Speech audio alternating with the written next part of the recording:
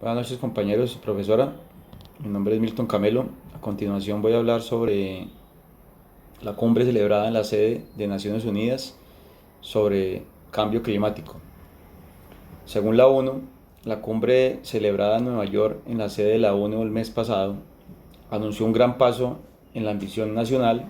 y la acción del sector privado en el camino hacia la fecha límite clave para el clima 2020. A medida que aumenta el reconocimiento de que se está acabando el tiempo, los líderes juveniles advierten que estarán vigilando. Sin desconocer la importancia que aún tiene el realismo como paradigma de las relaciones internacionales, de acuerdo con Arenal 1990, junto a su variante el no realismo, durante el siglo XX han surgido nuevos enfoques teóricos, según Laetitia Netlin. Son instrumentos que sirven para moldear las percepciones de lo que importa en la política internacional como una actividad social. Su utilidad en las relaciones internacionales se puede encontrar en el hecho de que dichos enfoques proporcionan lentes que al aplicarlos ayudan a mejorar nuestra comprensión de la dinámica política y social del mundo en que vivimos.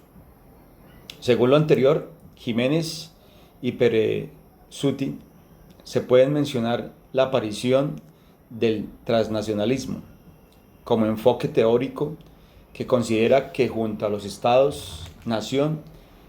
existen otros actores no estatales que junto al Estado cumplen una función relevante y útil dentro de la sociedad internacional.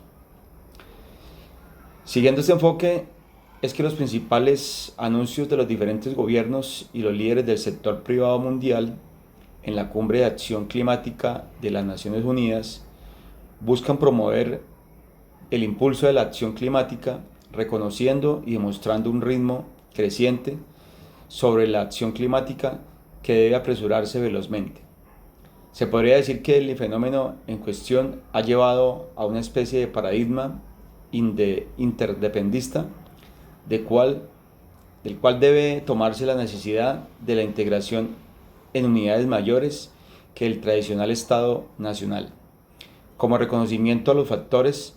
que transforman la economía y la política mundial, como afirma González.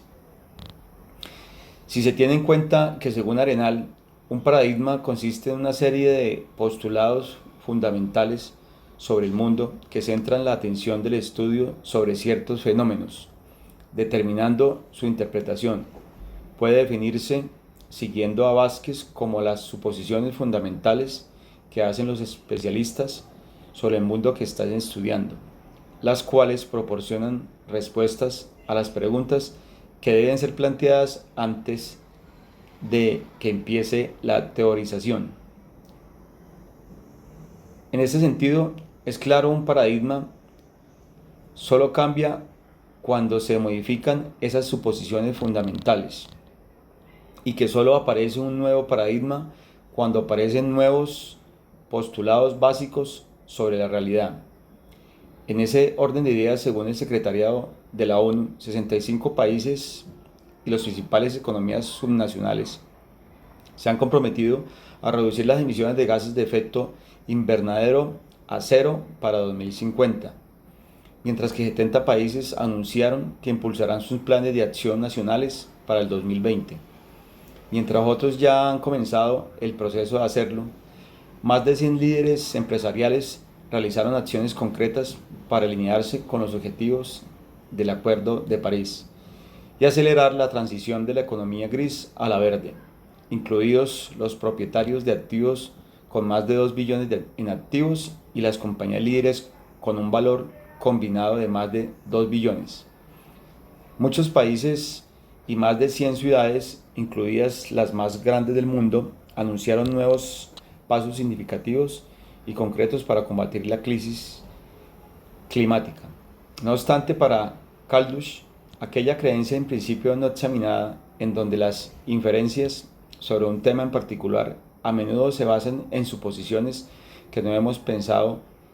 críticamente, Por tanto, el supuesto de que muchos de los países más pequeños, incluidos los estados insulares en desarrollo y los países menos adelantados, se encontraban en los que hicieron las mayores promesas. Sin embargo, estos han sido los que menos han contribuido a la solución del problema. Por tanto, continuando con Caldus, en las relaciones internacionales, los supuestos se dan cuando el pensador crítico está atento a estas suposiciones, porque a veces son incorrectas o están equivocadas. En este caso, el supuesto se desvirtúa a través de los resultados. Todo lo anterior ha redundado en la creación de una importante agenda ambiental global, entendiendo, según Fernández, que la idea de agenda refiere a un conjunto de asuntos prioritarios, a un memorando que detalla lo que se debe hacer y que en orden de prioridad, en un periodo o etapa dada, remite asuntos públicos que en un orden del día que interesan a un grupo, a ciertos actores o a toda una comunidad y que se ordenan y programan para su tratamiento y resolución. Por lo tanto, desde la óptica de las relaciones internacionales, esta agenda contiene en sí misma buscar generar cambios de la agenda de la política exterior de los estados, en forma individual y en su conjunto, radicando en el cambio de jerarquía de los temas preexistentes o en el cambio originado por la incorporación de nuevos temas o por la supresión de otros. Por tal motivo, el Secretariado General de la ONU, Antonio Guterres, al cerrar la cumbre, dijo: han dado un importante impulso en la promoción, la cooperación y el interés, pero tenemos un largo camino por recorrer. Necesitamos planes más concretos, mayor interés de más países y más empresas. Necesitamos que todas las instituciones financieras, públicas y privadas, elijan de una vez por todas la economía verde. Los líderes juveniles, incluida Greta Thunberg, llevaron a la casa la urgencia de una mayor acción por parte de los líderes y su determinación de responsabilizar a los líderes. Lo anterior puede ser considerado como el inicio de una agenda global común orientada a detener el daño del medio ambiente en un intento por su preservación. A ese respecto, por ejemplo, según Ward, los bancos centrales en muchos países ya vienen presentando preocupaciones sobre cómo enfrentar las amenazas del cambio climático. El presidente del Banco de Inglaterra, Mark Carney, puso a los inversionistas y aseguradores en aviso de que corrían el riesgo de subestimar la enorme amenaza que representaba el cambio climático para la estabilidad financiera mundial. Describió una gran tragedia en el horizonte en la que tales peligros no están dentro del campo de visión normal de las empresas, los políticos y los tecnócratas. De acuerdo con Ward, existe un movimiento político global contra el calentamiento global que está cobrando impulso gracias a una especie de reflexivismo, el cual, según Jackson, emerge como una ciencia pluralista de las relaciones internacionales, tomando la flexibilidad como una de las 4 principales metodologías ideales practicadas en este campo, basándose en diferentes sugerencias para fundamentar históricamente esta noción. Por lo tanto, para Jackson, la metodología reflexiva de las relaciones internacionales está basada en motivaciones centrales similares. En primer lugar, desnaturalizar el orden existente y segundo, provocar un cambio social, desestabilizando las nociones supuestamente firmes y liberando la posibilidad de una transformación